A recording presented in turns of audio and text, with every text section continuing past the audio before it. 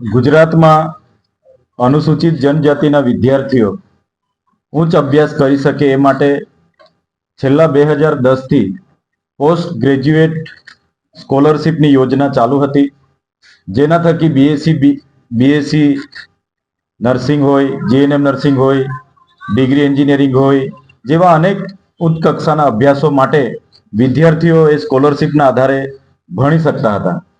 પણ આ ગુજરાતની ભાજપની સરકારે આદિવાસી વિરુદ્ધની એમની માનસિકતા એમણે છતી કરી છે.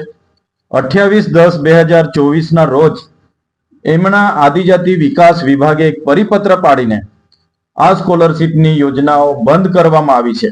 જે પણ વિદ્યાર્થીઓ મેનેજમેન્ટ કોટામાં એડમિશનો લીધા છે, તમામ વિદ્યાર્થીઓ માટે આ સ્કીમ બંધ કરવાથી જે પણ ફ્રીશીપ કાર્ડો મદદનીશ કમિશનર આદિજાતિ વિકાસ વિભાગ દ્વારા આ વિદ્યાર્થીઓને આપવામાં આવ્યા છે, મેનેજમેન્ટ કોટામાં અભ્યાસ કરનારા વિદ્યાર્થીઓ માટે એ ફ્રીશીપ કાર્ડ હવે ચાલતા નથી.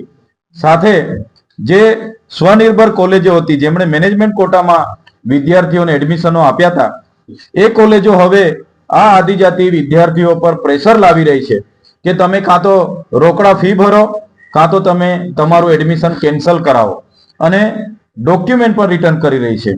તો આની અસર ગુજરાતમાં 50 થી 60,000 વિદ્યાર્થીઓને થઈ છે. અગાઉ દિન 15 પહેલા અમે બિરસા મુંડા ભવનનો ઘેરાવો કર્યો હતો અને 15 દિવસનું અલ્ટિમેટમ આપ્યું હતું.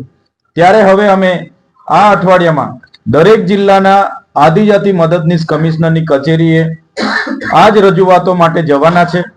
અને ગુજરાત સરકારને અમે કહીએ છીએ, જો આ પરિપત્ર રદ નહીં કરવામાં આવે, પોસ્ટ ગ્રેજ્યુએટ જે મેટ્રિક સ્કોલરશિપની યોજના હતી ફરી ચાલુ કરવામાં નહીં આવે, તો આવનારા દિવસોમાં આદિજાતિ વિસ્તારોમાં જેટલા પણ સરકારી કાર્યક્રમો હશે, આ વિદ્યાર્થીઓ સાથે રહીને કાર્યક્રમોનો અમે બહિષ્કાર કરીશું. આદિજાતિ વિસ્તારોમાં મદદનીશ આદિજાતિ કમિશનરની જે કચેરીઓ છે એને પણ આવનારા દિવસોમાં અમે તાળાબંધી કરીશું.